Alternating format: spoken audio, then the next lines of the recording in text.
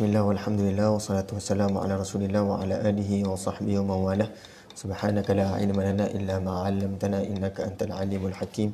Wa la haula wa la quwwata illa billahil aliyyil azim. Qala rabbi shrah li sadri wa yassir li amri wahlul 'uqdatam min lisani yafqahu qawli, amma ba'd. Muslimin muslimat sedang pendengar yang dirahmati Allah sekalian, alhamdulillah dapat bertemu kita pada malam ini. Malam yang mudah-mudahan mubarak, yang diberkati oleh Allah Subhanahu wa taala. Kalau ada di kalangan tuan-puan yang pernah mengikuti siri kaedah pembukaan surah pada pertemuan yang lepas, mungkin sebelum kita sambung pada pertemuan hari ini, mungkin kita boleh recall sekejap apa yang telah kita bincangkan sedikit sebanyak pada pertemuan yang lepas. Sebab pertemuan yang lepas kita tak paparkan slide ya, kerana ada sedikit masalah teknikal. Kaedah pembukaan surah mungkin rumusannya boleh dirumuskan begini. Antara pujian kepada Allah ada beberapa surah, Alhamdu 5 surah, Tabarak 2 surah, Subhana ataupun Sabbaha, Tasbih 7 surah. Dan ada lagi perintah, ada bentuk perkhabaran, jumlah khabariyah, ada bentuk qasam, sumpah, ada bentuk syarat, ada bentuk nida, panggilan atau seruan, ada bentuk pertanyaan, istifham, dan ada bentuk doa, ada huruf hijaiyah dan penjelasan sebab ya. Jadi telah kita bincangkan pujian kepada Allah. Ni bahagian yang pertama. Itu bahagian pertama telah kita bentangkan. Yang pertama Tabarak dan Alhamdulillah. Itu pada pertemuan yang lepas. Untuk pujian kepada Allah ada dua bentuk. Yang pertama menyatakan sifat kesempurnaan Allah. Yang kedua menyucikan Allah daripada sifat kekurangan. Bentuk untuk menyatakan sifat kesempurnaan Allah ada pada dua bentuk, Alhamdulillah dan Tabarak. Begitu juga menyucikan Allah daripada sifat kekurangan, Subhana, Sabbaha, Yusabbihu, Sabbih. Ada 7 surah yang bermula dengan tasbih. Ini telah kita bincangkan pada pertemuan yang lepas. Tabarak berasal daripada baraka, iaitu al-barku asalnya dada unta, tapi oleh kerana unta ini cara dia berehat agak istimewa berbanding makhluk Allah yang lain. Berehatnya unta menggunakan dada. Jadi al-barku asalnya dada unta. Unta itu cara dia berehat, dia menggunakan dada. Kalau tuan-puan tengok pada gambar tu kan, dia letakkan tangan dia tu, dia letakkan dada pada tanah, dan itu cara unta berehat. Oleh itu kalimah al-barku akhirnya beralih kepada perbuatan. Barakal jamalu artinya unta itu sedang berehat, menongkatkan dadanya. Kemudian unta bila dia berehat, artinya itulah waktu yang dia tidak berganjak. Ia tidak berganjak. Maka pergerakan ataupun aktiviti yang menunjukkan tidak berganjak digunakan kalimah baraka. Ibtaraku, tentera ini sedang tidak berganjak. Tidak berganjak ke belakang. Dan kalau dalam peperangan, tentera dia akan terus mara ke hadapan. Dan kalau dia akan patah ke belakang pun, sampai satu tempat itu dia takkan lagi berganjak. Ada namanya barakaul harb, iaitu kubu tentera, kubu pertahanan ketika perang. Jadi tempat ini, sampai saja tempat ini, dia tak akan lagi beranjak ke belakang, dia akan ke depan saja. Dan mungkin dia akan belakang lagi sampai ke sini juga hak dia. Dan kemudian air yang bertakung tidak berganjak, tidak keluar, dinamakan kolam. Kolam itu disebut dalam bahasa Arab al-birkah. Al-birkah. Dan diumpamakan air ini dengan satu bentuk kemuliaan, sesuatu yang ada kemuliaan disebut barakah. Kan? Barakah. Dan itu sedikit sebanyak tentang Tabarak. Surah Al-Furqan bermula dengan Tabarak. Kemudian surah Al-Mulk bermula dengan Tabarak. Ada sedikit perbezaan antara Tabarak dan Tabarak. Kenapa surah Al-Mulk Tabaraknya ada alif yang berdiri, Al-Mulk Tabaraknya alif yang kecil, kan? Berbanding surah Al-Furqan, Tabaraknya alif yang berdiri. Telah kita bincang pada pertemuan yang lepas. Ini dia ringkasan. Kemudian masuk bentuk yang kedua, Alhamdulillah. Dalam Al-Quran ada Alhamdu, cuma tidak digunakan kalimah asyukurulillah ataupun al-madhulillah. Dan tiga-tiga kalimah ini semuanya merujuk kepada pujian kepada Allah. Pujian. Cuma bentuk pujian itu berbeza. Alhamdulillahirrabbilalamin. Ada 5 surah yang bermula Alhamdulillah. Surah Al-Fatihah, Surah Al-An'am, Surah Al-Kahf, surah Saba dan surah Fatir. Kelima-lima surah ini ada sudut pandang yang berbeza pada menyatakan Alhamdulillah. Alhamdulillah, hari ini kita akan masuk pada bentuk yang kedua. Tabarak, Alhamdulillah. Kita masuk yang kedua, menyucikan Allah daripada sifat kekurangan, iaitu kalimat tasbih. Orang kita kalau sebut subhanallah, masa bila kita gunakan kalimat subhanallah ni? Subhanallah. Bila kita tengok benda yang cantik kan, benda yang cantik. Sebenarnya kalimah yang lebih tepat untuk bila kita tengok benda yang cantik, kalimahnya adalah Masya Allah. Bukannya Masya Allah itu kita guna pada benda yang kita tak expect benda tu berlaku. Contohnya adanya kemalangan kat depan kita sebut Masya Allah. Itu tak kena kan? Masya Allah ada accident. Tak kena pada konteks. Masya Allah itu benda yang cantik, benda yang indah, bukannya accident. Kan? Dulu juga masa ketika saya pernah membimbing umrah dulu, ada seorang mutawif. Dia nampak kereta accident dalam perjalanan ke Taif. Mutawif ni sebut Masya Allah ada kereta accident. Pemandu ketika itu orang Arab. Kebetulan selalunya juga pemandu orang Indonesia, tapi ketika itu pemandunya orang Arab. Dia kata Masya Allah ini accident kot. Kenapa Masya Allah? Dia sebut innalillah sepatutnya kan, ataupun la haula wala quwwata illa billah. Kemudian ustaz ni dia ambil pengajaran, nampak lagi depan ada lagi benda yang berlaku, tapi terlajak sebutnya Masya Allah juga. Lagi-lagi hairan pemandu ni. Artinya Masya Allah ini pada konteks yang kita menunjukkan kehebatan, keindahan Allah. Adapun subhanallah, orang kita sebut subhanallah pada benda yang indah kerana nak bagi tahu itu bukan manusia yang cipta. Dan semua yang indah ni dia tak lain dan tidak bukan Allah sahaja. Bukannya kita serahkan pada orang lain. Sebab itu kita sebut subhanallah, menyucikan Allah daripada benda yang lain, daripada menyekutukan Allah. Kan? Itu barangkali lah. Kan? Tapi sebaiknya subhanallah itu kita sebut bila orang cerita tentang perkara yang tidak berhak, tidak layak untuk Allah. Macam mana? Asal kalimat tasbih. Asal kalimat tasbih berasal daripada sabbahtullah tasbihan wa subhana. Aku bertasbih kepada Allah tasbihan wa subhana. Jadi tasbih itu adalah masdar. Kalau belajar bahasa Arab, masdar tasbih itu adalah kata terbitan, masdar. Dan subhana itu adalah ismu alamin li tasbih.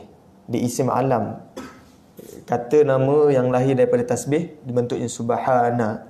Sepatutnya bila sebut sabbahtu kaya Allah, tasbihan, bukannya subhanan. Tapi subhanan itu dia bentuk yang lain, tetapi dia jelmaan bagi kalimat tasbih. Kan, kalau kita ikut kelas bahasa Arab, itu ada kepentingan kita belajar bentuk-bentuk ini, kan? Cuma ala kulli hal, kalau kita kata ini jelmaan daripada tasbih, daripada masdar ini, kan, subhana jelmaan pada tasbih ini, walau bagaimanapun sebaiknya kita beralih lagi. Apa dia kalimah yang paling asal bagi tasbih? Dalam bahasa Arab, seorang tokoh Ar-Raghib Al-Asfahani, kalau kita nak cari apa kalimah asal bagi kalimah ni, bagi kalimah dalam bahasa Al-Quran, ada baiknya kita cermati tulisan Ar-Raghib Al-Asfahani. Dia cuba kaitkan datang mana. Contohnya subata kan. Wa ja'alna naumakum subata, dan kami jadikan kepada kamu waktu tidur itu tidur kamu itu adalah subata, waktu berehat. Apa kaitan subata dengan Sabtu? Hari Sabtu.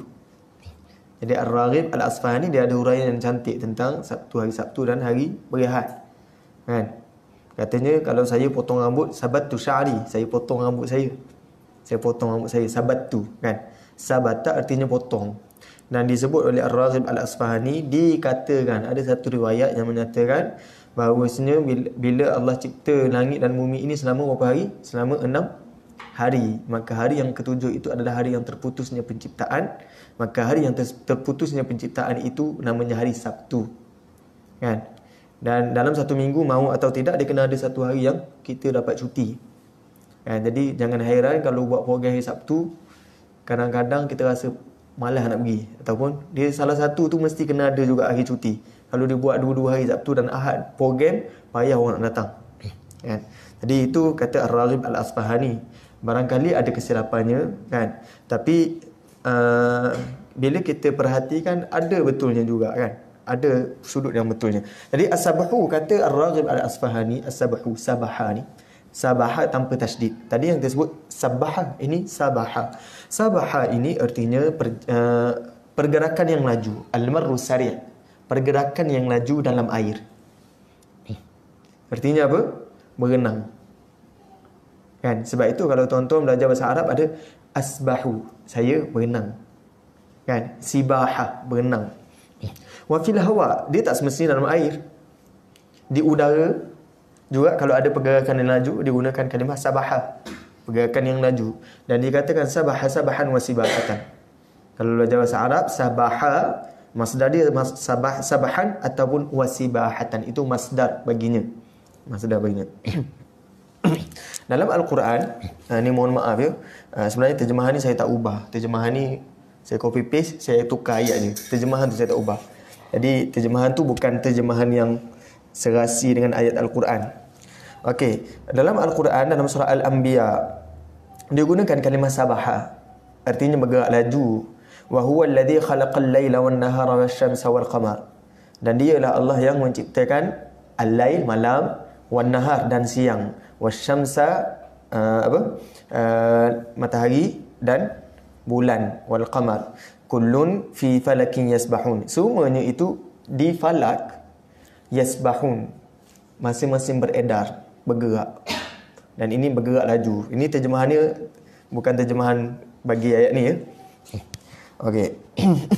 Jadi kalimah yang digunakan yasbahun. Yasbahun itu artinya bergerak, bukannya berenang. Kalau kita sebut langit, matahari dan bulan itu berenang, tak betul lah. Tapi matahari dan bulan itu masing-masing beredar pada pusingan masing-masing. Okey. Ada lagi innalaka fin nahari sabahan tawila. Apa terjemahan bagi ayat ini pada surah Al-Muzammil? Innalaka fin nahari sabahan tawila. Terjemahan pada surah Al-Muzammil,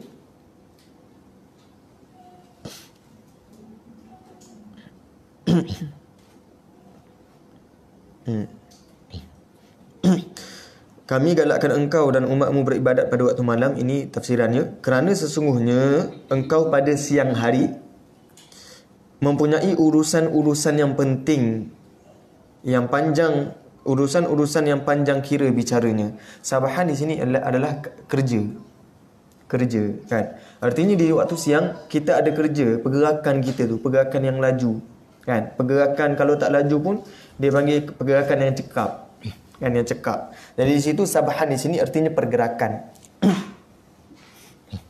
Kemudian kalau kita perhatikan juga daripada surah An-Nazi'at. Surah An-Nazi'at ayat yang ketiga. Okey, was-sabihati sabaha. Dan demi makhluk yang cergas bergerak. Demi makhluk yang cergas bergerak, yang menerima perintah dengan gerak yang secergas-cergasnya. Artinya sabahan ini cergas. Kan? Jadi kalau kita perhatikan Al-Imam Ar-Razi rahimahullah punya karya, tulisan beliau mengatakan orang yang berenang itu dia sebut as-sabih juga, perenang, kerana dia gerak laju. Itu pada pandangan Al-Asfahani. Tapi pada pandangan Ar-Razi rahimahullah, beliau berpandangan ini menunjukkan dia makin menjauh. Dia makin berenang dan dia makin menjauh dalam air. Kan? Artinya kerana itu tasbih disebut.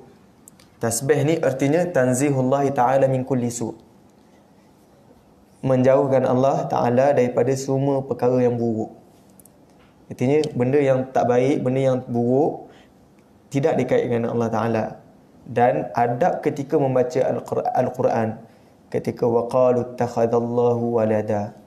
Kalau saya ketika dahulu belajar dengan Syekh bagi tahu kalimah waqalu, mereka berkata ittakhadallahu walada, Allah ada anak. Ayat Allah ada anak tu baca adabnya adalah kita perlahankan suara. Waqalu ittakhadallahu walada subhanah. Subhanah itu naik balik suara. Tapi bicara yang tak layak bagi Allah, adab ketika baca Al-Quran adalah perlahankan suara, bukannya tinggikan. Setengah imam dia ketika itulah baru naik syekh kan. Qalu ittakhadallahu walada, dia naik kan. Itu tak kena kan. Adabnya adalah kita perlahankan ketika ayat yang berkenaan yang tidak layak tentang Allah Ta'ala. Itu terjemahan pertama bagi sabaha, artinya bergerak laju ataupun menjauh. Ada kaitan bergerak laju dengan menjauh. Dalam surah As-Saffat, ini semua maha suci Allah ya. Jangan tengok terjemahan ya. Ini semua surah Al-Isra' di belakang. Subhanalladzi asra bi 'abdihi lailan. Okey, dalam surah As-Saffat ada lagi kalimah musabbihin. Kalimah musabbihin. Kalimah musabbihin di sini bukan berarti bergerak laju. Kan? Kalimah musabbihin di sini adalah melakukan ibadat atau salat. Jadi falaula annahu kana minal musabbihin. Apa artinya surah As-Saffat?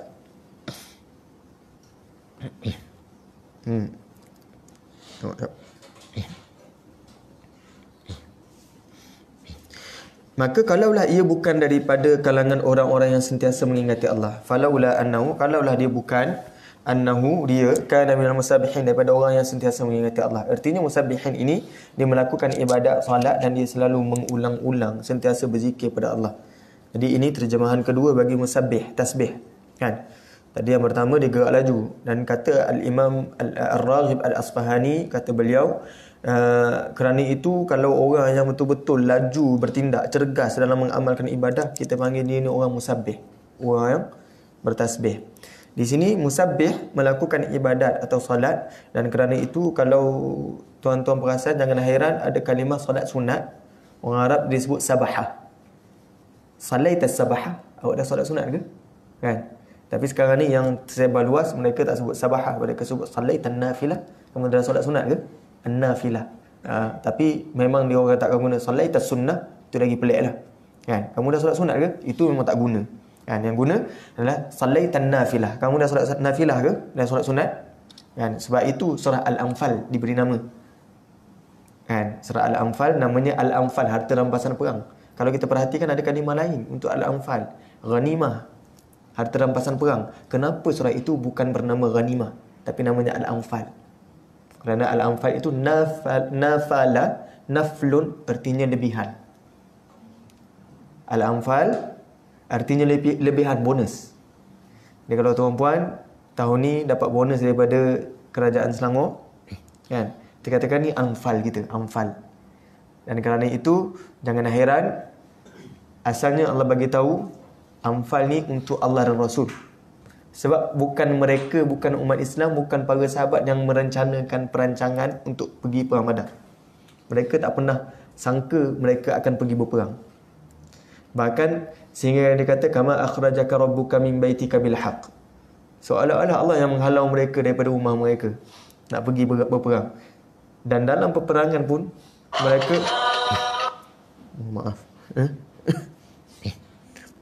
dalam peperangan pun mereka berada di al-udwati dunya. Ada satu bukit yang dekat, dan yang kafir berada di al-udwatil quswa, berada di belakang sana. Dan ada kelebihan untuk orang kafir. Tapi Allah merencanakan, Allah turunkan hujan. Dengan hujan itu menyebabkan mereka di sana jadi lumpur. Mereka di sini asalnya pasir macam pasir pantai, tapi bila turun hujan mereka jadi kukuh di al-udwatid dunya, kan? Itu kemenangan yang Allah rencanakan, bukan mereka yang rencanakan.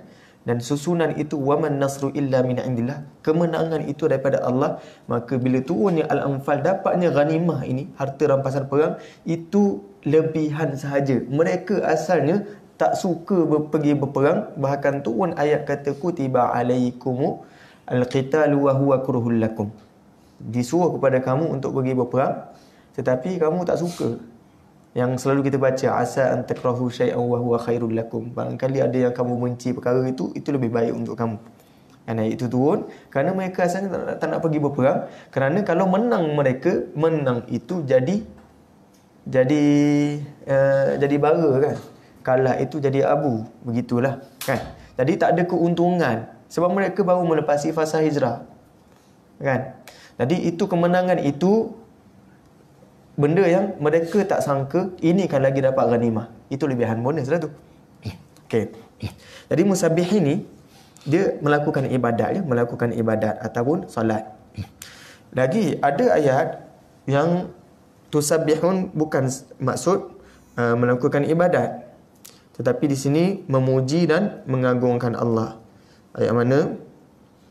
Surah As-Saffat, surah Al-Qalam. Ini pun tak tukar lagi. Ayatnya bunyi, berkatalah orang yang bersikap adil di antara mereka, bukankah aku telah katakan kepada kamu semasa kamu hendak menghampakan orang-orang fakir miskin dari habuannya, amatlah elok sekiranya kamu mengingati Allah. Jadi tusabbihun tak semestinya solat, mengingati Allah tusabbihun. Jadi kita nampak satu benda bergerak laju, yang kedua menjauh, yang ketiga solat, melakukan ibadat, yang keempat memuji atau mengagungkan Allah. Ada 4 terjemahan ni dan ikut pada konteks macam mana ia diterjemahkan. Okey. Dan ada hadis, la ahraqat subuhat wajhi, kan, menyala-nyala, terbakar. Subuhat, digunakan kalimah subuhat, wajahnya, kan, wajahnya. Apa tu subuhat di sini? Subuhat di sini artinya cahaya. Cahaya wajahnya menyala-nyala, kan. Jadi subuhat juga artinya cahaya, nur. Okey, sekarang ini kita beralih pada surah yang pertama yang bermula dengan tasbih. Tuan-puan, daripada awal mushaf sampai hujung mushaf, tuan-tuan akan dapati ada satu surah yang bermula dengan tasbih. Itu pun ditemui pada juzuk yang ke-15, surah Al-Isra. Surah Makkiyah. Hairannya surah ini kenapa dia bermula dengan Subhana, Maha Suci Allah. Maha Suci yang memperjalankan hambanya pada waktu malam, lailan minal masjidil haram, daripada masjid al-haram ilal masjidil aqsa, sehinggalah ke masjid al-aqsa, alladzi barakna haula, yang mana kami telah berkati sekitarnya, linuriyahu min ayatina, untuk kami perlihatkan kepadanya ayat-ayat kami, kan. Jadi di sini kalau kita perhatikan, Isra dia adalah perkara yang agung, tetapi digunakan kalimah subhana, bukan digunakan kalimah masya Allah. Kerana ayat surah Al-Isra ini dia turun selepas Nabi SAW kehilangan Khadijah dan Abu Talib. Selepas dakwah Nabi SAW di Taif ditolak. Kalau Nabi nak bawa satu berita, peristiwa yang pelik, yang luar daripada kebiasaan, adalah lebih baik Nabi ceritakan perkara ini ketika Nabi dah ada pengaruh yang besar, kan. Nabi nak cerita Isra ni, lebih baik Nabi cerita ketika Nabi dah berada di Madinah, dah berhijrah ke Madinah, bukannya di Mekah. Bukannya dua tokoh yang paling mendokong Nabi telah pun hilang, bukannya selepas Taif, kan. Tapi kenapa Al-Isra ni turun berlaku selepas Nabi ditolak dakwahnya? Begitu, kan. Dan bagaimana umat Islam, Nabi dan para sahabat ketika itu, umat Islam diboikot teruk. Diboikot, dan ada di kalangan para sahabat yang diseksa. Tak logik Nabi nak cerita benda yang tak logik ni ketika itu. Bila perkara yang tak logik diceritakan pada waktu yang agak tidak logik pada akal kita, artinya itu adalah wahyu. Boleh? Kalau akal kita sering akan mempersoalkan, kenapa dia tak turun ketika di Madinah perkara ni.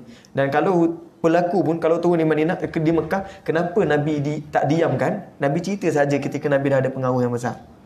Tapi ini adalah wahyu, dan Allah ingin menguji siapakah kalangan makhluknya yang betul-betul beriman. Dan ketika itulah seorang jejaka yang asalnya namanya Abu Quhafah. Abu Quhafah ini mendapat gelaran baru. Gelaran apa? As-Siddiq, kerana membenarkan dakwaan Nabi SAW. Artinya ini adalah perkara yang luar kebiasaan, yang mana ramai orang boleh menafikan perkara ini. Ini termasuk kerabat Nabi SAW sendiri memberitahu kepada Nabi, jangan ceritakan pada orang. Kerana dia risau serangan ataupun tolakan pada dakwah itu makin kencang. Jadi perkara yang luar kebiasaan dan dia telah menyebabkan orang lain rasa macam ni tak betul, sangat tak betul, maka datanglah ayat ini dengan permulaan subhana, maha suci Allah. Allah jauh daripada perkara yang tak layak baginya, iaitu yang kamu sangka tak logik itu logik bagi Allah Ta'ala. Boleh? Kerana itu surah ini bermula dengan subhana.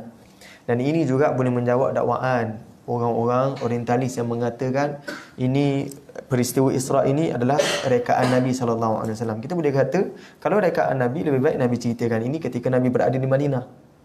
Tapi kalau Nabi ceritakan ini ketika Nabi berada di Mekah, ini tandanya wahyu. Dan Nabi pun tahu macam mana penerimaan orang, kan? Bahkan ketika itu Nabi dihina teruk oleh Abu Jahal, kan? Yang asalnya namanya Abul Hakam. Surah Al-Isra, bila diperhatikan awal ayat ni, subhanallazi asra. Asra ni artinya memperjalankan. Memperjalankan, ulama berkata memperjalankan ini berlaku pada waktu malam. Berlaku pada waktu malam. Kalaupun tidak ada kalimah lailan, bi'abdihi lailan. Kalau tidak ada kalimah lailan, memperjalankan hambanya pada waktu malam juga. Tetapi kenapa dinyatakan malam, lailan tu? Padahal berjalan, asra sendiri berjalan malam tanpa disebut lailan. Kalau tambah lailan, apa kesan kepada ayat ini? Size? Lebih tepat, precise. Okey, satu dia nak menafikan ihtimal. Ihtimal ni apa? Probability.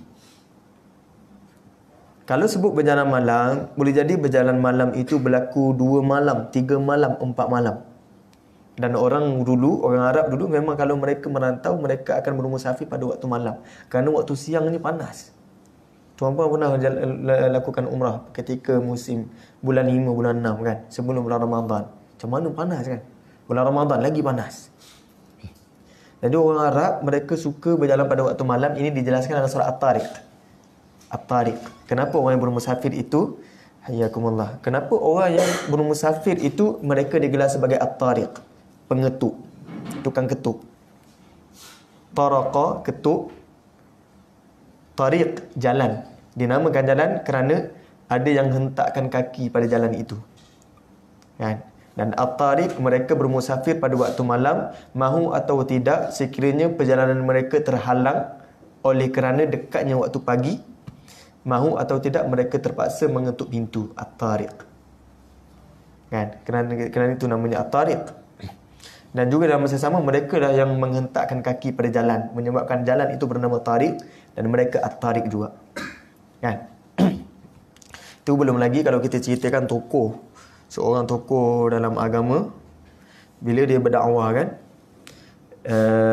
bila dia bagi ceramah, dia tak rakam muka dia tau. Dia rakam muka tuan-puan. Dia rakam muka tuan-puan, dia tengok siapa yang paling teruja tengok dengar kuliah.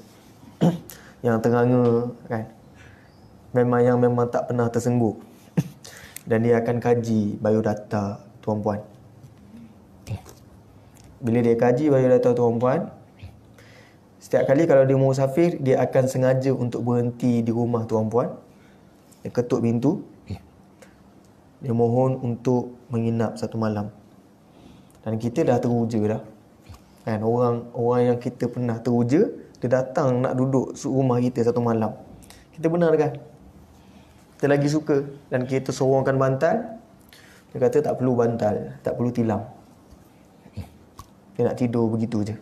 Dan tengah malam dia bangun lagi solat malam. Dan dia ni ada pengikut yang sangat ramai. Ini adalah Abu Ya Ash'ari. Dia buat benda ni. Kalau dia ceramah, kalau perasan dia rekod muka tuan-puan. Dan saya bukan pengikut Abu Ya. Kan? Tapi dahsyat dia punya dakwah. Kan? Okey, Nabi SAW asra bi'abdihi, diperjalankan oleh Allah pada waktu malam, bi'abdihi. Disebut di sini bi'abdihi, dengan hambanya. Kalimah abdihi ini, dia adalah kalimah mulia untuk Nabi SAW. Hambanya, kerana dinisbahkan kepada Allah. Alhamdulillah. dalam Al-Quran. Bila Al-Quran menyebut lelaki ini adalah hamba Allah, dinisbahkan kepada Allah, maka dia adalah orang yang mulia. Dan itu sekarang berjalan pada waktu malam, lailan, satu malam. Lailan ni artinya satu malam. Kan? Sebab itu disebut lailan. Dia boleh terjemah waktu malam. Dia jadi maf'ulun fi, pada waktu malam. Tapi kalau siapa yang pernah belajar bahasa Arab, lailan juga dia merujuk kepada maf'ul mutlaq, naib anil maf'ulil mutlaq, yang merujuk kepada adat, bilangan, iaitu satu malam. Kan? Jadi lailan ini dia menunjuk pada satu malam. Dia nak bagi tahu bukanlah bermalam-malam. Dan ini sekarang, hari ini teknologi kita mengatakan ini tidak mustahil. Kan? Ini tidak lagi mustahil. Okey, kita beralih kepada bentuk seterusnya. Kalau tuan-puan perhatikan, tuan-puan baca Al-Quran, tuan-puan akan temui surah yang bermula dengan tasbih selepas surah Al-Isra pada juzuk yang ke-15 ini bermula pada hujung juzuk yang ke-27.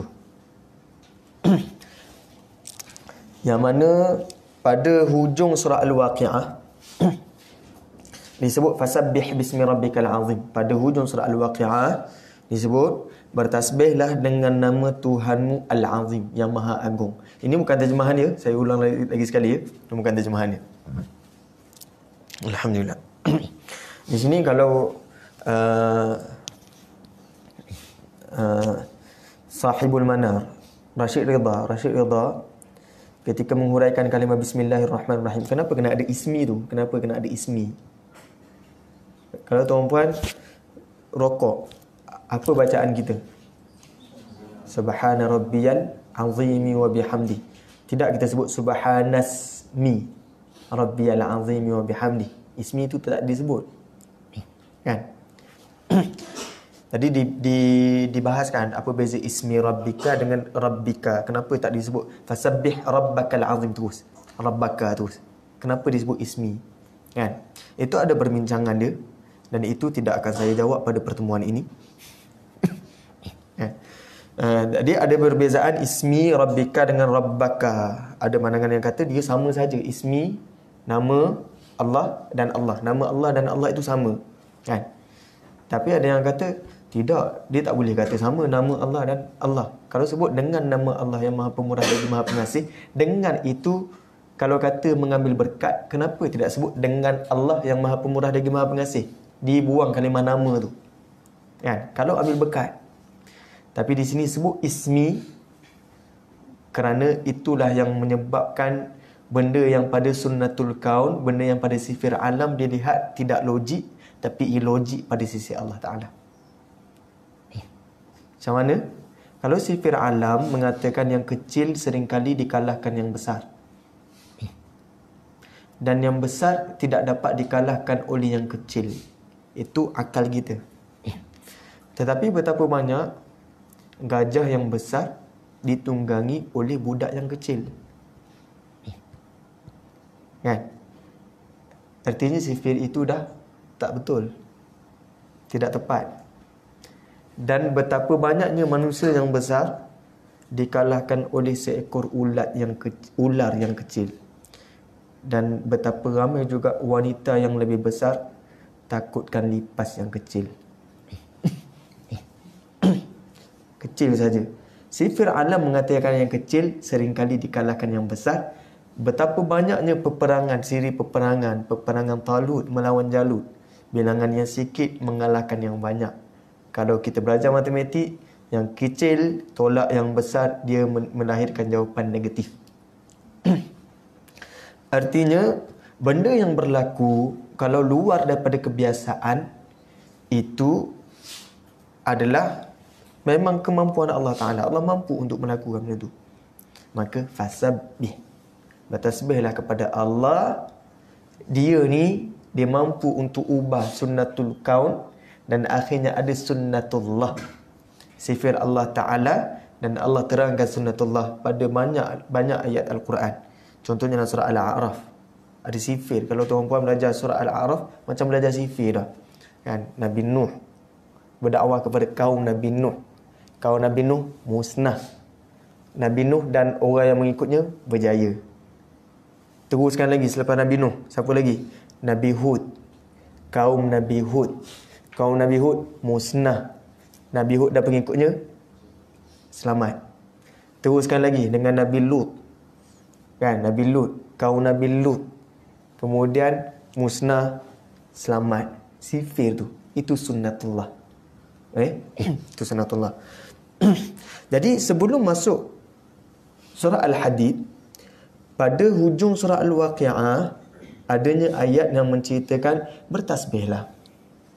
Kalau tuan-puan perasan, banyak surah pada hujung juzuk ini, juzuk 27, juzuk 29, banyaknya surah Makkiyah. Tetapi ada beberapa siri tuan-puan akan perasan ada 10 surah Madaniyah tengah ni. Artinya dah mencapai tamadun yang besar di Madinah, dah ada pengikut yang ramai. Allah ingatkan sabbahalillahi ma fis samawati wal ard. Ada ingatan untuk bertasbih. Sebab itu ini ada pada hujung juzuk yang ke-27, kemudian pada juzuk yang ke-28. Ada beberapa surah, ada dalam 5 surah di sini. Diselang-selikan. Selepas Al-Hadid ada surah yang lain, selepas surah yang lain itu surah Al-Hashr bermula tasbih juga. Kan? Lepas tu ada surah yang lain, lepas surah yang lain itu ada surah As-Saff, itu juga adalah tasbih. Kan? Artinya diselang-selikan nak mengingatkan semua makhluk ini berjaya ataupun tidak, dia tetap bertasbih kepada Allah Taala. Sabbahalillahi ma fis samawati wal ard. Ini surah Al-Hadid. Kalau tuan-puan perasan, tema surah Al-Hadid adalah memilih bagaimana untuk kita mengimbangi material dan spiritual. Mengimbangi antara material dan spiritual dengan Al-Hadid. Dengan Al-Hadid itu. Dengan besi. Daripada besi itu dia membuahkan ba'sun syadid. Dia membuahkan kesengsaraan. Macam mana? Daripada besi itu berlakunya peperangan. Tetapi daripada besi juga wa manafi'u linnas. Ia juga membuahkan manfaat kepada manusia. Ini diterangkan dalam surah Al-Hadid. Kan? Jadi bagaimanapun ia perlu diseimbangkan. Bagaimana material itu dia ada kepentingan dan dia perlu diseimbangkan juga dengan spiritual. Dia tak boleh pilih salah satu. Dia kena seimbangkan. Jadi sabbahalillahi ma fis samawati wal ard. Dalam kita nak spiritual kepada Allah ni, kan? Disebut sabbahalillah, telah bertasbih kepada Allah. Siapa yang telah bertasbih kepada Allah? Ma fis samawati wal ard. Apa yang ada di langit dan di bumi. Wa huwal azizul hakim. Siapa Allah itu? Al-Aziz. Al-Aziz ni orang yang ada kehebatan, orang yang ada kehormatan. Izzah itu artinya yang ada kehormatan, yang ada yang hebat di mata orang, yang dia ni disegani. Kan? Al-Aziz. Dan tidak semua Al-Aziz itu raja. Kali wakil rakyat tu dah memadai dia jadi sebagai Al-Aziz, digelar sebagai Al-Aziz sebab dia di jalannya orang hormat dia. Tapi kalau wakil rakyat tu tidak dihormati, itu bukan Al-Aziz namanya. Kan? Jadi kemudian tak cukup dengan Al-Aziz, mahu atau tidak dia kena Al-Hakim. Apa itu Al-Hakim? Al-Hakim ni boleh terjemah pada dua maksud. Di sini terjemahannya lagi maha bijaksana kan. Kalau belajar bahasa Arab, dia Al-Hakim ni dia adalah sirah mubalaghah. Sirah mubalaghah yang merujuk pada ekstrim. Merujuk pada ekstrim. Dia boleh sirah mubalaghah bagi fa'il, isim fa'il. Isim fa'il ni pelaku. Macam mana? Kalau dia ni ada hikmah kebijaksanaan, Al-Hakim itu dia dahsyat lagi, extremely maha bijaksana. Al-Hakim. Terjemahan kedua, ia adalah sirah mubalaghah bagi isim maf'ul. Kitabun uhkimat ayatuhu. Kitab Allah Ta'ala ni uhkimat ayatuhu. Ayat-ayatnya utuh, kukuh. Jadi Al-Hakim ini dia mampu mengeluarkan keputusan yang kukuh. Dia mampu mengeluarkan hukum. Jadi Hakim ni dia bawa dua elemen hukum, hikmah. Hukum, hikmah. Hukum apa artinya? Keputusan. Hukuman. Hikmah, bijaksana. Ada orang dia boleh keluarkan hukuman, tapi bukan pada waktu yang sesuai, itu tak ada kebijaksanaan. Tapi Al-Hakim, Al-Quran ni datangkan kalimah Al-Hakim kerana ia makna yang lebih luas. Dia boleh jadi pada hukum ataupun hikmah. Dan itu indahnya bahasa Al-Quran bila dia luaskan makna. Contohnya, qiraat yang baca Maliki Yaumiddin dengan Maliki Yaumiddin. Kenapa ada dua qiraat yang berbeza ni? Kontra ke? Tidak, ia meluaskan lagi makna kalimah tu, makna ayat itu. Allah Ta'ala bukan sahaja Maliki Yaumiddin, memiliki, tapi Maliki Yaumiddin, dia juga memerintah hari ad-din itu, hari pembalasan. Jadi bila Al-Quran dia meluaskan lagi makna, itu menunjukkan keunikan bahasa Al-Quran. Al-Hakim itu maksudnya hukum dan hikmah. Al-Hashr, ini surah yang selepas Al-Hadid. Ada surah yang lain, lepas tu ada surah Al-Hashr, juga bermula dengan tasbih. Subhanallah ma fis samawati wa ma fil ard wa huwal azizul hakim. Permulaan yang sama macam surah Al-Hadid, tapi ada sedikit perbezaannya. Kat mana sedikit perbezaannya kita tengok nanti ya. Jadi telah kita terangkan maksudnya tadi. Al-Hashr, cuma macam mana kita nak meraihkan konteksnya bagaimana sebenarnya pada surah Al-Hashr berbanding surah Al-Hadid. Kemudian tuan-puan jelajah lagi ayat Al-Quran kan. Ada surah yang lain, lepas surah yang lain itu ada lagi surah As-Saff. Surah As-Saff juga permulaannya Subhanallah ma fis samawati wa ma fil ard wa huwal azizul hakim. Ini halaman ni silap ya, halaman 551 bukan ya. Ini daripada slide lain, saya ubah sikit, tak sempat nak edit, mohon maaf ya. Okey. Jadi ini surah As-Saff. Kalau kita belajar bahasa Arab, dia ada beza Subhanallah dan Subhanallah. Yusabbihunahu dan yusabbihuna lahu, ada tambah lam. Kan? Artinya Subhanallah dia tasbih kepada Allah. Subhanallah tasbih untuk Allah.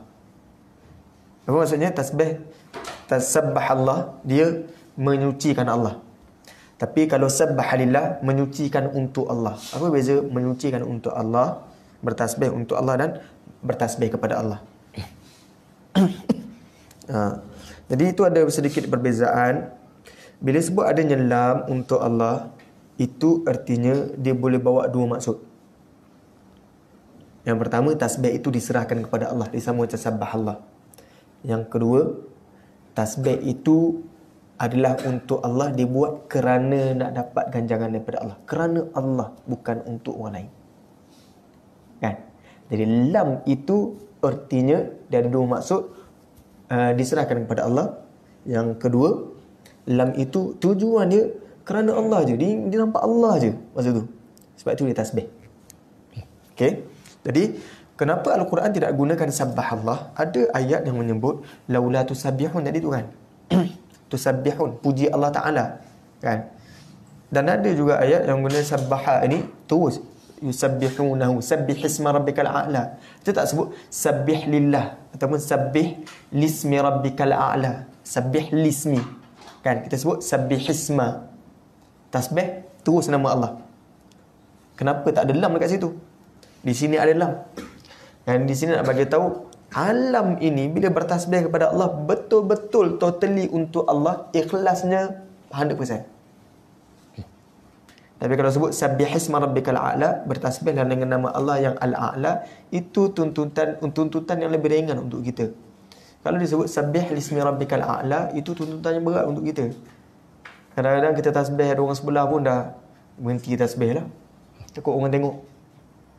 Kan? Jadi tuntutan sabbih isma rabbikal a'la itu lebih ringan daripada tuntutan sabbih lismi rabbikal a'la. Ada lam itu, artinya dia kena buat 100% untuk Allah Ta'ala.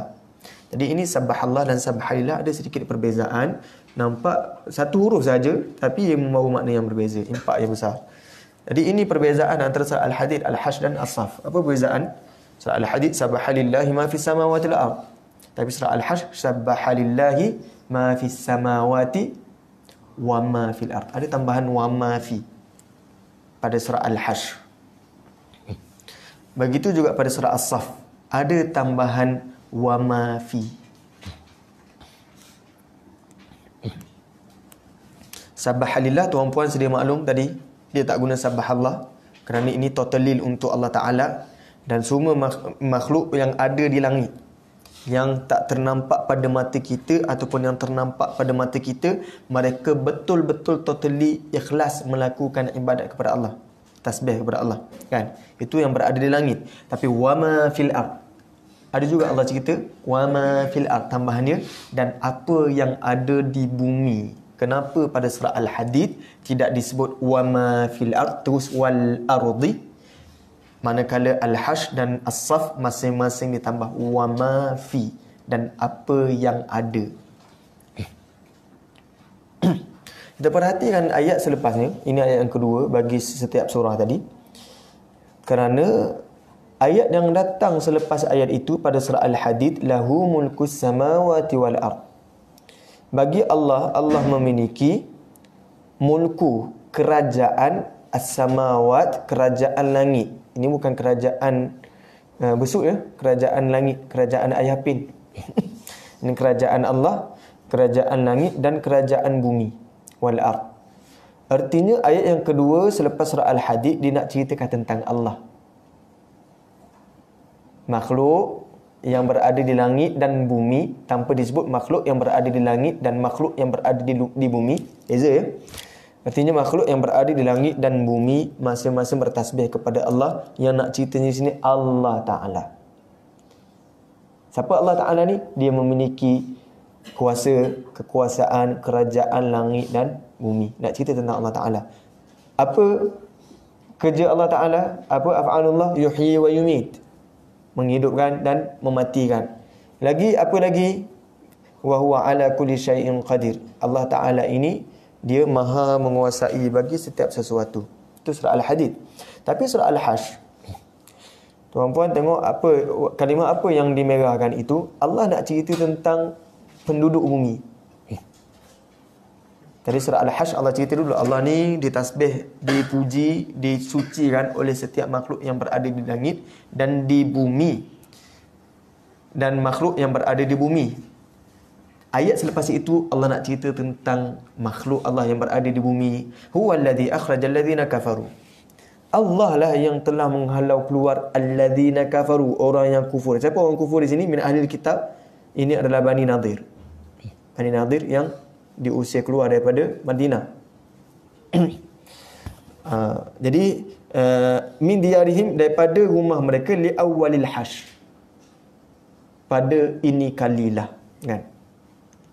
Li awwalil hash. Kerana itu surah ini bernama Al-Hash. Sebab Nabi SAW menyebut ini kalilah, kan? Li awwalil hash. Inilah kali pertama kita berkumpul, berhimpun. Kita buat kita halau Bani Nadir kerana mereka sendiri yang belot, kan? Begitu juga surah As-Saff. Tuan-puan akan dapati ayat yang kedua Allah bercerita tentang manusia, makhluk yang berada di bumi. Siapa itu? Ya ayyuhalladzina amanu, wahai orang-orang yang beriman. Allah nak cerita tentang makhluk ni, makhluk yang ada di bumi. Maka tidak heran pada surah Al-Hash dan surah As-Saff masing-masing ditambah wa ma fi. Cuma di hujung surah Al-Hash, ayat yang kedua cerita tentang makhluk, cerita tentang makhluk yang berada di bumi ni. Siapa? Bani Nadir. Tapi di sini penghujung ayat yang ke-24, ni saya tulis belaka sebab daripada awal ni Allah nak cerita tentang sifat Allah Ta'ala. Ada Asma'ul Husna, Ar-Rahmanur Rahim, Al-Malikul Quddus, As-Salamul Mu'min, Al-Muhaiminul Aziz, Al-Jabbarul Mutakabbir. Subhanallahi amma yusyrikun. Kalimah subhanallah, maha suci Allah daripada apa yang mereka syirikkan. Ini lagi penekanan pada tasbih, kan? Subhana. Yang kedua, diulang lagi kalimah tasbih ni, huwallahul khaliqul bari'ul musawwir. Allah itu maha pencipta, al-musawwir, maha pelukis, kan? Lahul asmaul husna, ada namanya yang murni. Diulang lagi yusabbihu, cuma kali ini tidak lagi pada bentuk sabbaha, ini pada bentuk yusabbihu, sedang bertasbih dan akan datang bertasbih. Beza sabbaha ini adalah fi'lun madin, iaitu past tense, dia merujuk pada masa yang lepas. Adapun yusabbihu, dia merujuk pada masa yang sekarang ataupun akan datang, present tense, kan? Jadi di sini yusabbihu diguna lahu ma fis samawati wal ard. Pada hujung ayat surah Al-Hash tidak ditambah wa ma fil ard. Kalau tadi pada awal surah Al-Hajj ditambah wa ma fil ard, tapi di sini wal ard terus, tak ada wa ma fil ard. Kerana ini hujung ayat, dia tidak lagi cerita tentang makhluk. Kita akan beralih pada surah yang lain selepas habis surah ini. Kan? Jadi sebab itu digunakan wal ard tanpa wa ma fi. Artinya adanya wa ma fi ayat selepasnya mesti tentang makhluk yang di bumi. Soalan, kenapa bila Allah nak cerita tentang makhluk bumi, Allah sebutkan juga makhluk langit bertasbih kepada Allah? Kenapa Allah tak hilangkan terus, tak bezakan dengan cara sabbahalillah ma fil ard? Kan?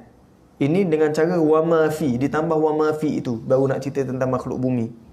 Kenapa tak buang ma fis samawati ketika Allah nak bercerita tentang makhluk bumi? Yang pertama, Allah nak bagi tahu Allah ni hebat. Makhluk di bumi bilangannya berapa? Makhluk di langit bilangannya berapa?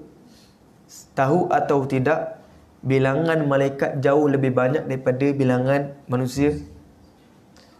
Maka makhluk di langit betapa mereka ikhlas, betapa lillah ikhlas, tanpa mengharapkan pujian orang lain, pandangan orang lain. Dia bertasbih kepada Allah. Wahai makhluk yang di bumi, sila ambil pengajaran daripada makhluk yang di langit. Itu yang pertama. Yang kedua, kenapa, itu satu bentuk. Yang kedua, kenapa bila Allah nak bercerita tentang makhluk yang berada di bumi, Allah tak mulakan sabbahalillah ma fil ardi wa ma fis samawat. Dia sambung, masuk dulu ma fis samawat wa ma fil ard. Kalau kita belajar dalam bahasa Arab, dalam balaghah, dia ada unsur takdim dan takhir. Takdim ni, kalau saya cerita, saya sebut dulu, itu lebih utama saya nak cerita. Kan? Fiddari Muhammadun, di rumah itu ada Muhammad. Saya nak cerita tentang rumah tu. Tapi kalau saya sebut Muhammadun fiddar, Muhammad itu di rumah, saya nak cerita tentang Muhammad. Kan? Jadi siapa fokusnya? Siapa subjek utamanya, kan? Fokus dia. Dekat sini nak cerita tentang makhluk bumi. Kenapa sebut juga ma fis samawat? Bahkan ma fis samawat berada di hadapan. Kerana kalau nak dibandingkan makhluk di langit dan makhluk di bumi, makhluk di langit mereka, bilangan mereka yang bertasbih kepada Allah jauh lebih banyak. Nak dibandingkan dengan makhluk yang di bumi pun ramai yang tidak bertasbih. Maka Allah lebih muliakan makhluk di langit yang bilangannya ramai bertasbih kepada Allah. Itu yang disebut dahulu, sesuailah mereka disebut dahulu. Dan bahkan kalau diikutkan nisbah ketaatan mereka sangat tinggi berbanding makhluk yang di bumi. Tanpa menafikan ada juga makhluk di bumi bertasbih, kan? Jadi makhluk di bumi diletak kat belakang juga. Walaupun fokus dia pada makhluk di bumi, disebut makhluk di langit supaya kita ambil pengajaran, supaya kita sedar bilangan mereka jauh lebih banyak yang bertasbih kepada Allah, dan mereka betul-betul tasbih dalam bentuk yang maksimum, Sekarang kita beralih pada surah yang bermula dengan tasbih tetapi dengan menggunakan fi'lul mudhari'. Fi'lul mudhari', kata kerja sekarang. Sebenarnya mudhari' ni bukan bererti sekarang. Mudhari' ni bererti musyabih, sama. Fa'il musyabih, fa'il kata kerja yang sama. Kenapa dinamakan mudhari'? Fa'il ni kenapa namanya fa'il mudhari', bukan fa'il hadir, fa'il sekarang? Kalau fa'il madhi tu masih lepas. Kan? Kenapa fa'il mudhari' tu namanya mudhari', bukan fa'il hadir? Kalau siapa yang ikut kelas bahasa Arab, dia akan tahu sebenarnya ada bentuk asal bagi setiap kalimah ni. Kita masuk sikit bahasa Arab, masuk sikit je bahasa Arab. Kan? Jadi yang mengantuk dia akan jadi lagi terbeliak matanya. Kita belajar apa ni, kan? Okey. Kalau kita perhatikan dalam bahasa Arab ada fi'il mudhari' sebab setiap kalimah dia ada asal dia. Kalau isim dia bentuk asalnya mu'rab. Mu'rab ni dia boleh berubah baris di hujung kalimah. Kan? Untuk fi'il bentuk asalnya mabni. Mabni ni hujung kalimah dia tak boleh berubah. Harf asalnya adalah mabni. Sebab itu tuan-puan, jangan heran ada beberapa isim disebut sebagai mabni bila bentuknya macam harf. Contoh hadha, huwa. Bentuk dia tu tak macam isim dah. Kalau orang tanya tu isim ke harf? Kan? Kalau peringkat pemuda dia akan kata, ni harf kot. Kan? Tapi bila dah tahu maksud huwa tu maksudnya dia, baru dia kata tak, ni isim. Sebab tengok pada makna. Pada bentuk, pada struktur macam harf. Kerana itu dia mabni bukan mu'rab. Fa'al ada 3 bentuk fa'al. Satu fa'al madhi, mabni. Fa'al amar, mabni. Fa'al mudhari' dia satu-satunya fa'al mu'rab. Maka dia menyamai peranan macam isim, menyamai bentuk isim. Kerana itu namanya fa'al mudhari', fa'al yang menyamai. Fa'al yang menyamai isim pada bentuk mu'rab. Kan? Jadi kalau tak faham benda ni, jangan risau sebab ini bukan motif utama. Cuma nak kata nama fa'al mudhari' tu macam mana boleh timbul kan. Dan ini surah Al-Jumu'ah, antara surah yang bermula dengan tasbih tapi menggunakan fa'al mudhari', bukannya fa'al madhi. Kerana apa? Kerana jangan kamu ingat mereka makhluk di langit dan makhluk di bumi, mereka bertasbih kepada Allah pada masa lepas sahaja. Sekarang ini mereka juga pada masa sekarang dan akan datang mereka sedang bertasbih. Maka masuk pada surah Al-Jumu'ah. Dan surah Al-Jumu'ah dia adalah surah yang menceritakan tentang solat Jumaat, perhimpunan pada hari Jumaat. Perhimpunan pada hari Jumaat dia sedang berlangsung dan akan berlangsung. Kan? Artinya dia terus berlangsung. Dia bentuk dalam present. Dia bukan sekali berlangsung, sekali tak masa dulu, sekarang ni tak lagi berlangsung. Maka yusabbihu di situ bukan sahaja boleh terjemahkan menyucikan Allah, tetapi cergas beribadat. Pada apa? Pada hari Jumaat. Kan? Bukan setakat cergas beribadat, cergas memuji Allah, menyebut keagungan Allah. Maka kerana itu ada beberapa rukun khutbah. Mesti ittaqillah, diingatkan untuk bertakwa kepada Allah.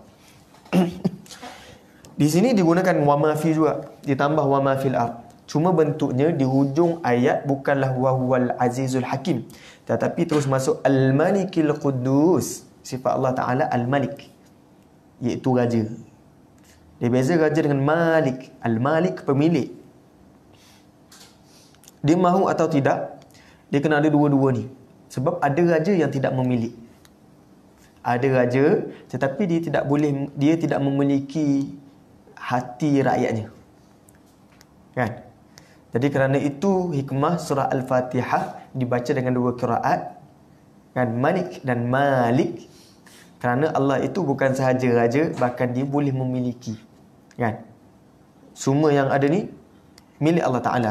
Maka Al-Malik di sini raja. Tetapi raja Allah Taala ni sifatnya Al-Quddus, Maha Suci. Jauh suci, jauh lebih suci. Tadi kalau kita buat tingkatan tadi, Al-Aziz, wakil rakyat, yang dihormati, yang disegani, Al-Aziz, kan? Tahap yang lebih tinggi daripada Al-Aziz, Al-Malik. Sebab itu kalau Nabi Yusuf alaihissalam, Nabi Yusuf bukan Malik. Nabi Yusuf adalah Al-Aziz. Dia mungkin menteri, kan? Tapi Nabi Dawud Malik, raja, tinggi lagi pangkat dia. Tapi Malik Allah Ta'ala, Allah sertakan dengan Al-Quddus. Jadi jangan heran kalau jumpa dalam Al-Quran bila Allah sifatkan Allah sebagai Al-Malik, dikaitkan juga Al-Quddus, Al-Malik Al-Quddus, disertakan dengan Al-Quddus kerana nak membezakan Allah Ta'ala, raja dia tak sama dengan raja makhluk yang lain. Bentuknya Quddus, Maha Kudus, Maha Suci, kan? Sesuai dengan tasbih, menyucikan Allah, kan? Al-Aziz, disebut lagi sekali Al-Aziz. Ada Malik yang dihormati dan Malik yang tidak dihormati, maka dia kena ada sifat dihormati ni, Al-Aziz. Al-Hakim, dia kena bijaksana. Celah mana pun bijaksana tak boleh lagi, kan? Jadi itu pada surah Al-Jumu'ah.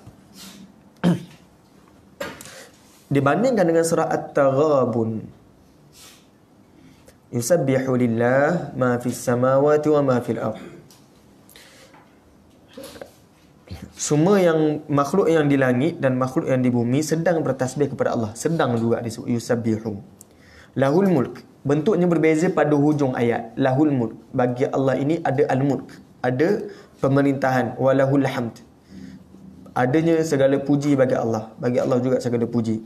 Wa huwa ala kulli syai'in qadir. Allah ini maha berkuasa ke atas setiap sesuatu. Di sini kerana At-Taghabun, surah At-Taghabun diceritakan tentang apa yang menyebabkan kita tidak intimak, kita tidak ikut perintah. Kan intimak ni ikut perintah, menganut dengan arti kata dia betul-betul ikut. Jadi ada perkara yang menyebabkan kita terhalang daripada ikut, iaitu harta dan anak-anak. Kerana itu surah At-Taghabun, tuan-puan jangan heran, ayatnya banyak disebut amwalukum wa auladukum. Dan ini juga berlaku kepada sahabat yang mana ada barang dagangan sampai ke Madinah. Kan? Menyebabkan dia menangguhkan sesuatu ibadat untuk pergi kepada barang dagangan itu, maka disebut At-Taghabun. Yaumat Taghabun, hari yang rugi. Taghabun ni rugi. Jadi kerana nak ceritakan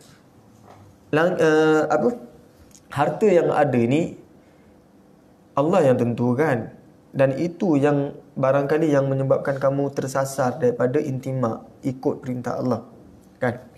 Maka digunakan bentuk ini. Sebenarnya milik atau sebenarnya kuasa itu milik Allah Ta'ala. Pemerintahan itu Allah Ta'ala punya. Alhamd, nikmat yang banyak itu Allah Ta'ala punya. Kenapa kita takutkan pada rezeki hari esok? Kan? Jadi sebab itu bentuknya begini, wa huwa ala kulli syai'in qadir. Allah ini maha berkuasa atas setiap sesuatu, dan dia sama macam kalau kita bertanya kepada setengah orang, mana lebih baik, hamba yang kaya tetapi bersyukur ataupun hamba yang miskin tetapi sabar? Mana yang lebih baik? Miskin tapi sabar ataupun kaya tapi syukur? Kaya tapi syukur. Sebab ada benda yang kita boleh manfaat kepada orang. Itu sangkaan kita. Kan? Sebenarnya miskin yang sabar barangkali dia lebih tinggi daripada kaya yang bersyukur. Ibaratnya macam mana? Kalau saya ada beberapa buku, saya bagi pada tuan-puan. Kan, buku ni kan, ada yang dapat buku tebal, ada yang dapat buku nipis. Ada yang dapat buku nipis je, ada yang dapat buku tebal. Bila kita bertanya, bila dia tanya balik, Ustaz, nanti masuk exam yang mana satu? Kan? Lalu dia jawab, yang masuk exam berdasarkan kitab yang kamu dapat. Jadi lagi tebal kitab, lagi banyak soalan exam. Lagi banyak tanggungjawab nak kena baca. Lagi nipis kitab itu, lagi sikit soalan exam. Kan? Itu cubaan untuk hamba yang kaya tapi bersyukur. Dan ini berlaku kepada Abdurrahman bin Auf. Abdurrahman bin Auf bila Umayyah bin Khalaf, kan? Umayyah bin Khalaf antara makhluk yang cuba melarikan daripada kematian, melarikan diri daripada kematian. Ini disebut dalam surah Al-Anfal, dalam perang Badar. Betapa Umayyah bin Khalaf ini dia rapat dengan Sa'ad bin Mu'adh kalau ikut pada sirah. Tetapi Sa'ad bin Mu'adh pernah mengatakan kepada Umayyah bin Khalaf, kamu ini akan dibunuh oleh orang Islam. Innahum qatiluk. Mereka ini akan bunuh kamu. Lalu Umayyah bin Khalaf bertanya, di Mekah Apa jawab Sa'ad bin Mu'adh? Tidak dimaklumkan. Umayyah bin Khalaf bermula hari itu telah bertekad dia tak akan keluar daripada Mekah. Dia tanya pada Ummu Safwan, dia cerita pada Ummu Safwan, isteri dia, dan dia bagi tahu dia tak akan keluar daripada Mekah. 3 bulan lepas itu Umayyah bin Khalaf antara yang dikerahkan untuk keluar. Oleh siapa? Oleh Abu Jahal, Abul Hakam. Abu Jahal kerahkan Umayyah bin Khalaf. Jadi sebab itu pada awal peperangan Badar, bila Abu Jahal cuba mengumpulkan tenteranya, yang berhimpun itu pada awalnya 700 orang sahaja. Ada 300 orang yang tidak berhimpun, yang tidak berkumpul sekali. 300 orang ni siapa? Suku keluarga Umayyah bin Khalaf. Kerana Umayyah bin Khalaf ketika hari kejadian nak dikumpul untuk pergi perang Badar, dia duduk depan Kaabah, dia berdoa sebab dia takut nak mati ni. Kan? Jadi 300 orang tak pergi, semua tak pergi.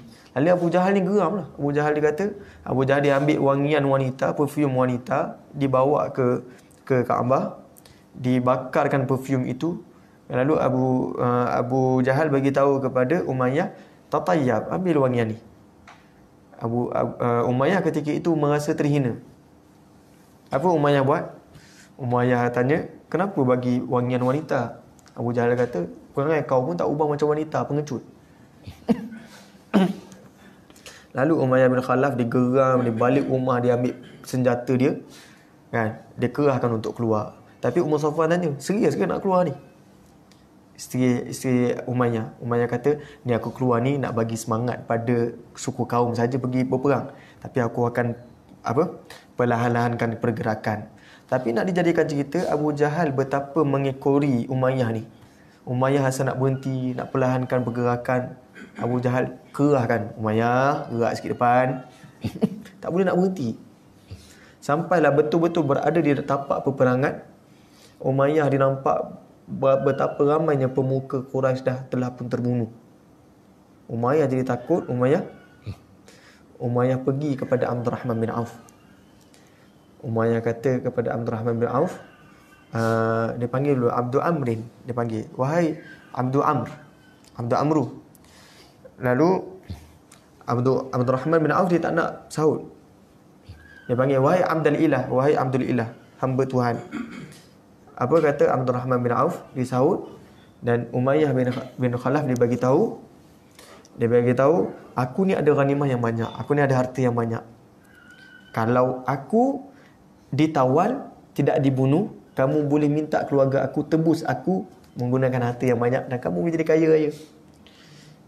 Apa kata Abdul Rahman bin Auf? Abdul Rahman bin Auf sesekali berfikir, dia kata betul juga. Dan dia pertahankan Umayyah bin Khalaf daripada terbunuh. Kerana apa? Bukan kerana Abdul Rahman bin Auf ini orang yang tamatkan harta, tidak. Tapi Abdul Rahman bin Auf dia nampak ada kepentingan untuk umat Islam. Apa yang terjadi? Bilal nampak Umayyah bin Khalaf. Umayyah bin Khalaf ni yang seksa Bilal. Bilal dia jerit, kamu ingat atau tidak ada orang yang telah menyeksa aku dengan batu sehingga aku menyebut Ahad. Ini dia Umayyah bin Khalaf. Abdul Rahman kata, ini jangan bunuh dia. Ini tawanan kita. Ini adra' kita, ghanimah kita ni. Harta rampasan perang kita ni. Lalu bila dia tak puas hati, dia panggil orang lain lagi.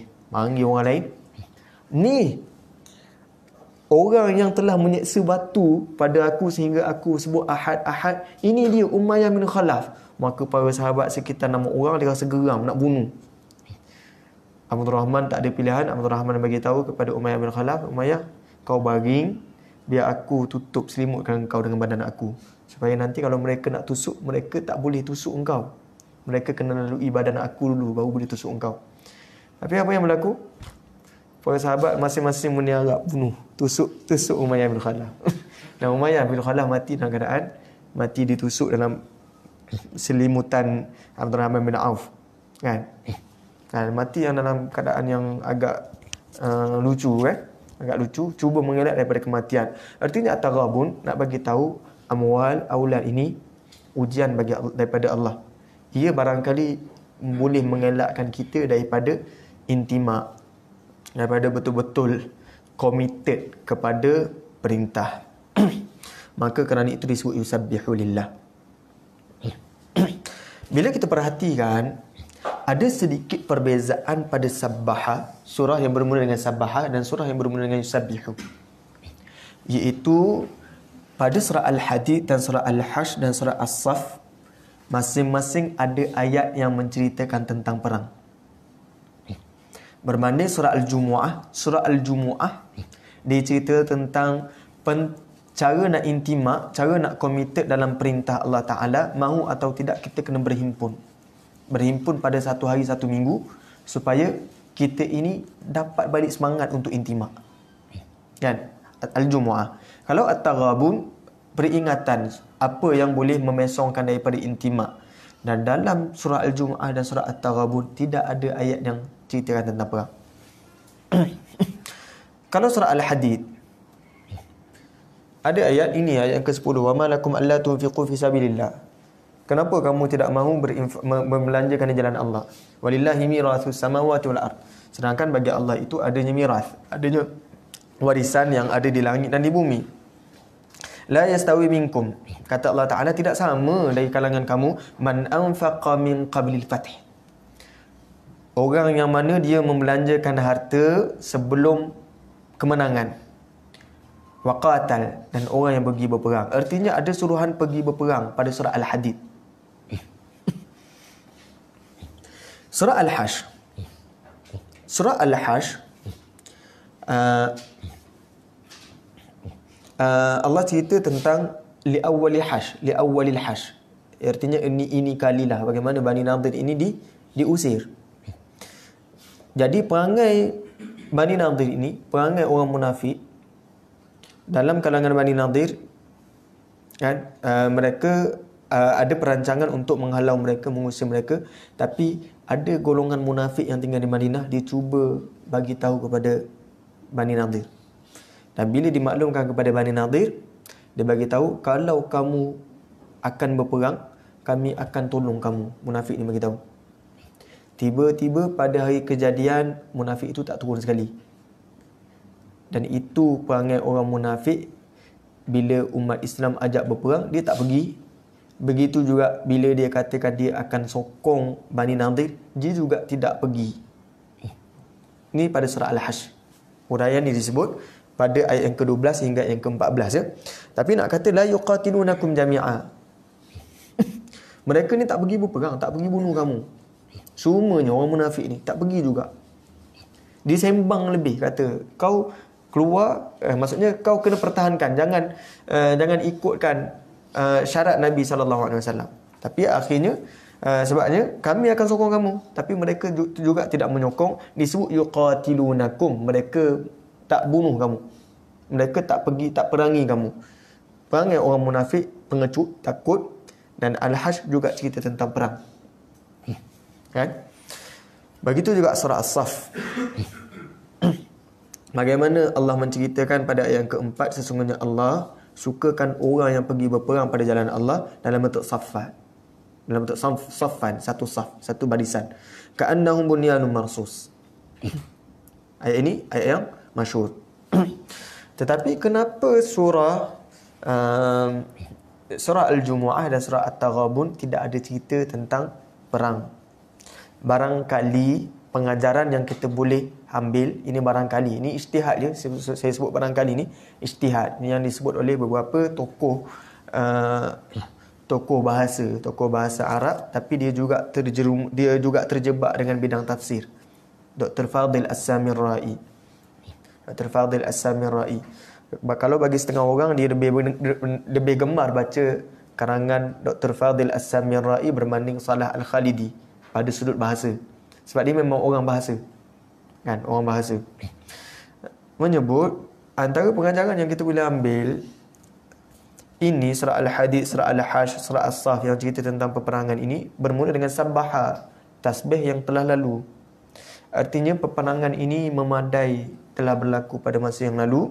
Adapun surah Al-Jumu'ah dan surah At-Taghabun, yusabbihu, sekarang tasbihnya. Cara untuk berdakwah, cara untuk mengajak, meramaikan orang untuk bertasbih kepada Allah, barangkali bukan lagi dengan peperangan. Zaman kita ni dah. Zaman kita, sebaiknya elakkan peperangan. Itu bentuk tadabbur beliau. Ada manfaat, ada sumbangan daripada bentuk tadabbur ini. Kan, mudah-mudahan membantu sedikit sebanyak macam mana nak tadabbur kalimah sabbaha dan usabbihu.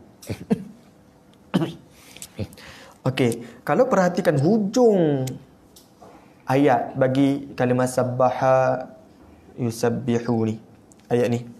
Kalau surah Al-Hadid, Al-Hashr dan As-Saff yang bermula dengan sabbaha, masing-masing berakhir dengan wa huwal azizul hakim, cerita tentang Allah Ta'ala.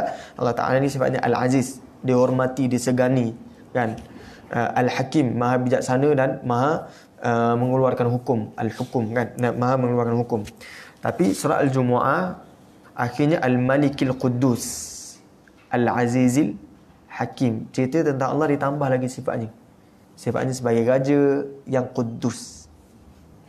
Al-Aziz yang maha perkasa, Al-Hakim yang maha bijaksana, ditambah lagi. Dan pada surah At-Taghabun, lahul mulku wa lahul hamd wa huwa ala kulli syai'in qadir. Itu penghujung ayatnya. Jadi saya rasa saya dah jelaskan tadi kan korang. Kerana surah Al-Hadid dan surah Al-Hashr dan surah As-Saff adanya konteks peperangan pada surah ini. Maka perang tidak dapat tidak dia kena ada bentuk Al-Hikmah tu, kena bijaksana. Boleh ambil pengajaran daripada sifat Allah, nama Allah Al-Hakim. Dan perang ini dia ada ketua yang perlu dihormati, disegani kata-katanya, Al-Aziz. Kan? Jadi peperangan ini dia memerlukan dua sifat ini, Al-Aziz dan Al-Hakim. Adapun surah Al-Jumu'ah untuk kita berhimpun, untuk acara ritual, maka tidak dapat tidak dia kena tahu berhimpunnya kita ini dia untuk Allah Ta'ala, kerana suruhan Allah Ta'ala. Ritual semata-mata betul ada hikmah, tapi sebab yang lebih tepat kita kata ia adalah urusan ta'abudi. Ta'abudi artinya dia ritual yang tidak ada sebab, kan? Walaupun ada hikmah yang cuba dicari, ada maqasid, ada ta'lil, illahnya, tapi akhirnya salat Jumaat ni lebih tepat kita kata dia bentuk ta'abudi, kan, berbanding ta'lili. Jadi dia kena kenal Allah ini sifatnya raja yang maha suci, dan buat ini bukannya sebab lain, sebab Allah. Kan, sebab itu surah Al-Jumu'ah Al-Malikil Quddus. Dan At-Taghabun telah kita jelaskan tadi, ada benda yang menghalang kita daripada fokus pada intimak committed, iaitu harta dan anak-anak. Maka hujung ayat ini disebut lahul mulku wa lahul hamd. Nikmat itu untuk Allah Ta'ala sahaja, pujian itu untuk Allah Ta'ala sahaja, kan? Bukan kerana kamu pintar, kamu boleh carikan harta, kan? Dan sekarang ini perlu berhati-hati dengan zaman kita. Kita disogokkan oleh media masa, orang yang kaya, cara nak kaya tak perlu belajar, kan? Jadi ini dijelaskan dalam surah Az-Zukhruf, harta, kan, tentang harta, barang kemas, Az-Zukhruf. Macam mana manusia ini masing-masing menganggap bila dah bukan ilmu sahaja yang membawa kepada kekayaan. Itu kefahaman yang agak melencong, kan? Sepatutnya kita katakan ilmu dan harta sepatutnya benda yang berbeza. Sebab itu kalau nak belajar, nak ambil ilmu, bukan untuk mencari peluang kerjaya. Betapa ramai sanggup tinggalkan peluang kerjaya kerana nak sambung belajar. Ramai je pelajar postgrad tak ada duit. Jadi berilmu itu syaratnya bukan kena maksudnya tak semestinya ada ilmu, kan, jadi akhirnya kaya, ataupun tak semestinya kerana dia kaya tapi dia tidak berilmu dia lebih mulia daripada orang yang ada ilmu tapi tak kaya, kan? Itu bukan ukurannya. Dan betapa ramai orang kaya dia sanggup bayar untuk dapatkan PhD, kan? Bayar dia tu tanpa dia nak buat tesis, dia suruh orang lain buat tesis, kan? Jadi ilmu dan kaya benda yang terasing, sepatutnya benda yang berbeza. Jadi di sini surah At-Taghabun begitu. Okey, kita beralih lagi kepada sabbih, surah yang bermula dengan fi'il amar. Bertasbihlah pada surah Al-A'la. Sabbih isma rabbikal a'la.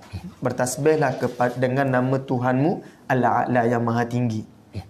Di sini telah kita nyatakan tadi kenapa bila kita baca bacaan dalam sujud kita tak sebut subhanasmi rabbiyal a'la, kita sebut subhana rabbiyal a'la, kan? Kita sebut subhana rabbiyal a'la. Telah kita jelaskan ada sedikit perbezaan isma rabbik dan sabbih rabbakal a'la, kan? Tetapi yang kita baca dalam bacaan kita, bacaan sujud, bacaan rukuk, kenapa kita tak ikut bentuk begini? Kenapa kita tak ikut bentuknya usabbihu isma rabbikal a'la ketika kita sujud? Aku bertasbih dengan nama Tuhanmu, dengan nama Tuhanku, usabbihu isma rabbiyal a'la, Tuhanku al-a'la yang maha tinggi. Kenapa kita tak guna bentuk ayat itu? Kerana itu perlu kepada hadis. Hadis yang menjelaskan bahawa bacaan Nabi begini, bukannya begini. Sama macam bila kita baca isti'adzah kan. Wa idza quri'al Qur'an fasta'idz billahi minasyaitonir rajim. Bacalah isti'adzah dengan nama Allah yang dengan Allah daripada syaitan yang direjam. Kenapa kita sebut a'udzubillah bukannya asta'idzu billahi minasyaitonir rajim? Sedangkan kalimah yang disebut fasta'idz bukannya fa'udz. Kan? Kalau belajar bahasa Arab ni kita nampak kenapa begitu? Kerana adanya hadis yang menjelaskan ayat Al-Quran. Mahu atau tidak, kita tak boleh menjadi Quraniyun semata-mata. Yang betul-betul fokus pada Quran, yang betul-betul kita tolak hadis, bukan begitu caranya. Hadis itu dia menerangkan tafsir kepada apa yang mujmal dalam Al-Quran. Dia terangkan apa yang tidak diterangkan dalam Al-Quran. Itu peranan hadis. Sabbih isma rabbikal a'la. Cerita tentang apa? Alladhi khalaqa fasawwa, cerita tentang Allah Ta'ala. Allah Ta'ala ni maha tinggi. Dia buat apa? Alladhi khalaqa fasawwa. Dia cipta kemudian dia fasawwa. Dia sempurnakan lagi penciptaan. Walladhi qaddara fahada. Dia tetapkan takdir dan masa sama dia yang bagi petunjuk. Yang mana hati manusia ni ada fa'alhamaha fujuraha wa taqwaha. Hati manusia ni cenderung daripada apa? Pada fujur, jalan nakal. Wa taqwaha, baru jalan taqwa. Tapi macam mana nak didik hati balik? Fa'alhamaha fujuraha wa taqwa qad aflaha man zakkaha. Jadi surah Al-A'la saya rasa tak perlu terang lebih. Masing-masing dah nampak sedikit sebanyak cerita tentang apa? Cerita tentang Allah Ta'ala. Bila cerita tentang Allah Ta'ala, nak kata tak ada yang sama macam Allah Ta'ala ni. Yang sebut alladhi qaddara, yang kita sebut tentang yang ada dakwaan tidak layak tentang Allah Ta'ala, tentang takdir. Kenapa Allah takdirkan ini? Bukan begini. Soalan yang biasa orang cerita kan.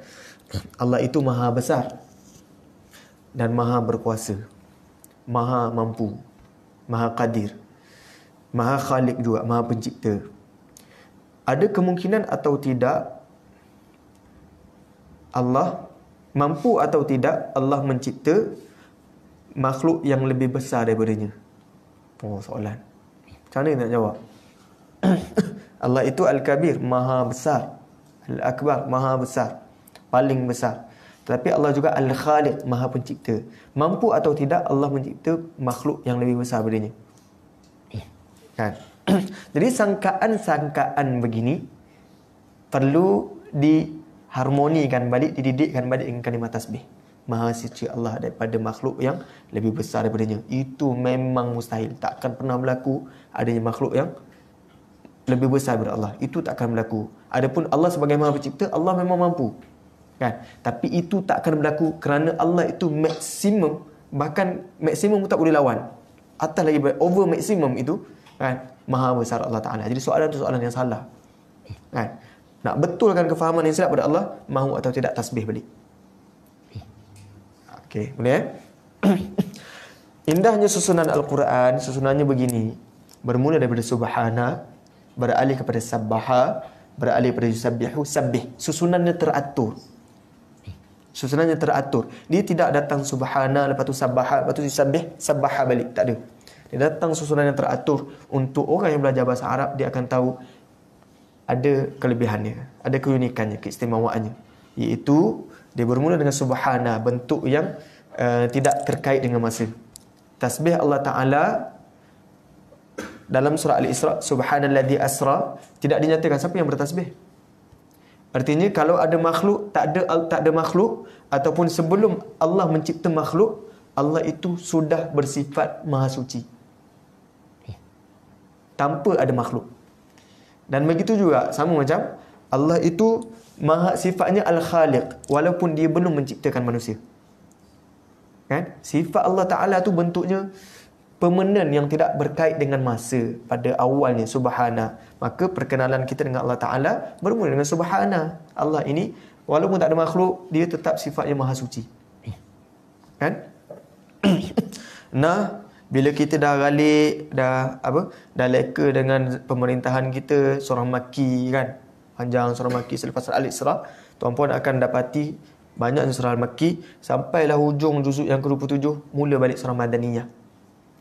Artinya bila kita dah ada satu bentuk pemerintahan, mahu atau tidak kita perlu menginsafi balik.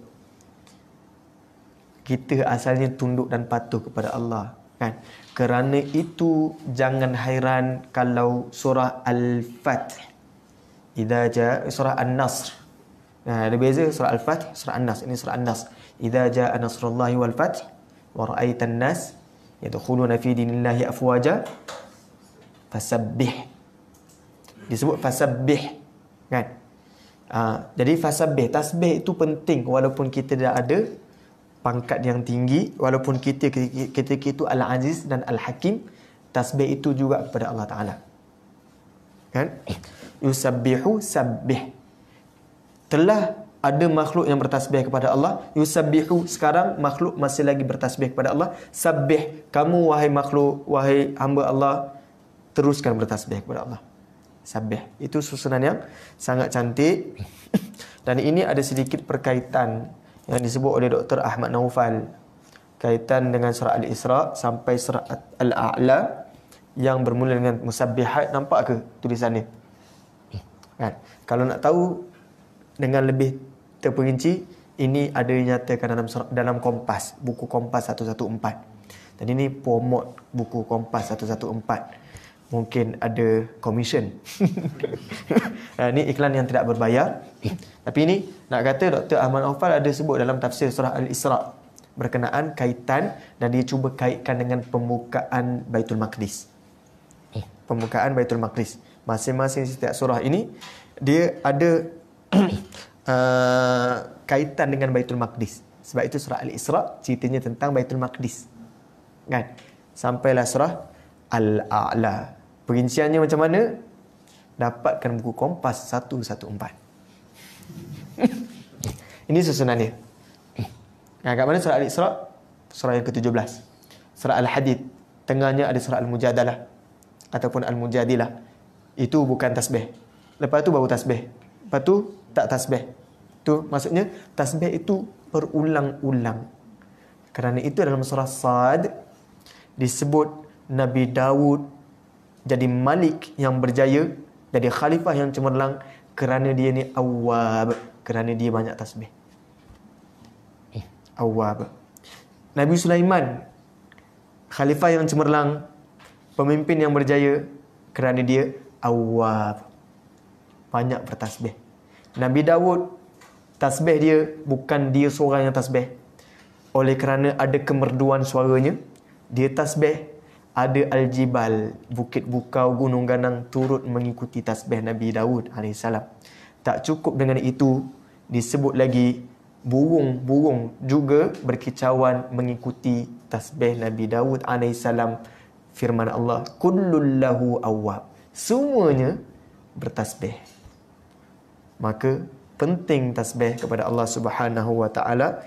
Rumusan surah yang bermula dengan pujian kepada Allah ini, ada 2 surah yang bermula dengan Tabarak, ada 5 surah yang bermula Alhamdulillah, dan ada 7 surah yang bermula dengan tasbih. Wallahu ta'ala a'lam.